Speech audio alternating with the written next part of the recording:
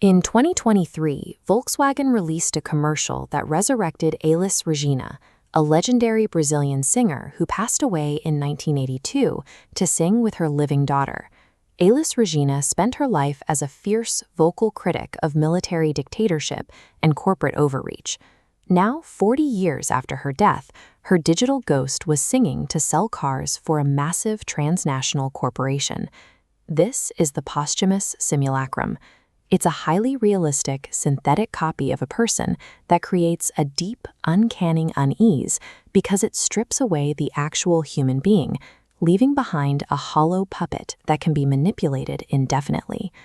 Generative AI is shifting from a digital curiosity into a necropolitical tool, a mechanism that actively overrides human legacy and consent. The original promise of artificial intelligence was that it would take over the grueling, repetitive physical labor of the world. Machines would be folding laundry and doing the dishes, giving us abundant free time to make art. Instead, the exact opposite is happening. AI is automating poetry and painting, while humans are working harder than ever. Philosopher Byung-Chul calls this the burnout society. In this system, AI doesn't grant us free time. It sets an impossible new baseline. As models generate concepts in seconds, the marketplace devalues the slow, organic time required for human thought, forcing us into an exhausting race to match the output rhythm of a machine. Historically, creativity required physical friction. Think of early animated cartoons. The protagonist was usually an animal fighting against a hostile, chaotic environment. The character only existed through the struggle against physical resistance. Human creation has always relied on that acting hand, battling the physical world. Modern technology replaces that struggle with the choosing finger, the digitus.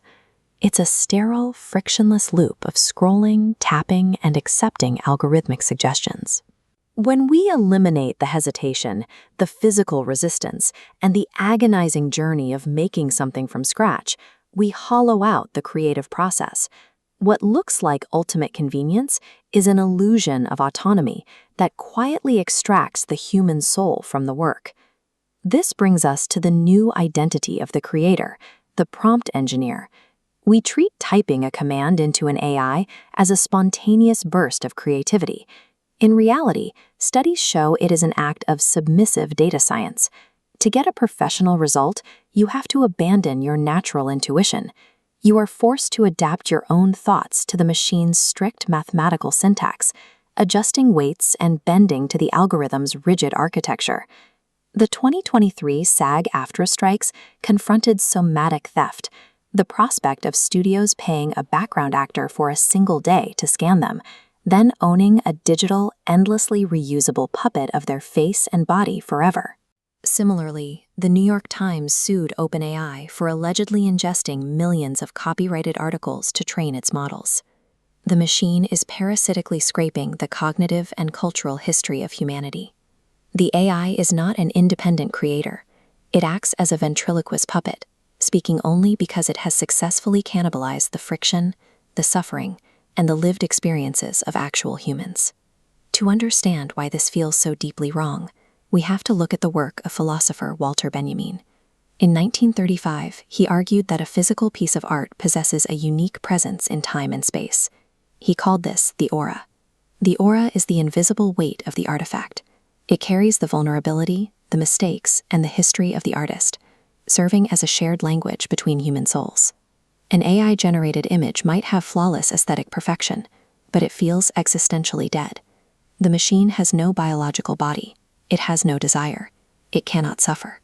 It produces pure information, completely stripped of mystery. Warning: if we passively accept this thingification of art, surrounding ourselves entirely with flawless simulacrums that never suffered to exist, we risk eroding our own capacity for empathy and authentic connection. Yet history offers us a way out of this fatalism. When the daguerreotype camera was invented in 1839, academic painters declared that art was dead. They were completely wrong. The camera didn't kill painting, it freed it. Because painters no longer had to act as human photocopiers, capturing perfect realism, They were liberated to explore radical new ideas, directly birthing Impressionism and Surrealism. Tech analyst Kevin Kelly suggests we are at a similar crossroads today. He argues we need to stop fearing AI as a human replacement. Instead, we should view these models for what they actually are: artificial, alien intelligences. Just as the Industrial Revolution gave our muscles massive hydraulic leverage, AI is a cognitive exoskeleton for the mind. It doesn't think like us, and it shouldn't.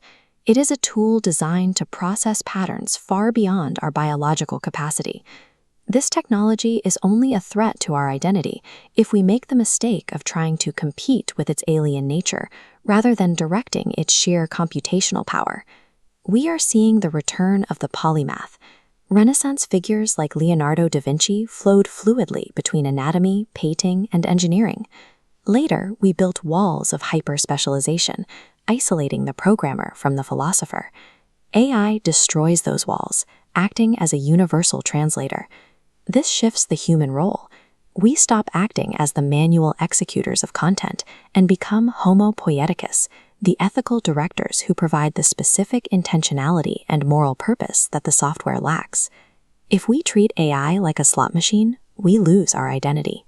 But if we use this alien exoskeleton to choreograph our most human desires, we create the potential for a creative surge as massive as the one that followed the invention of the camera.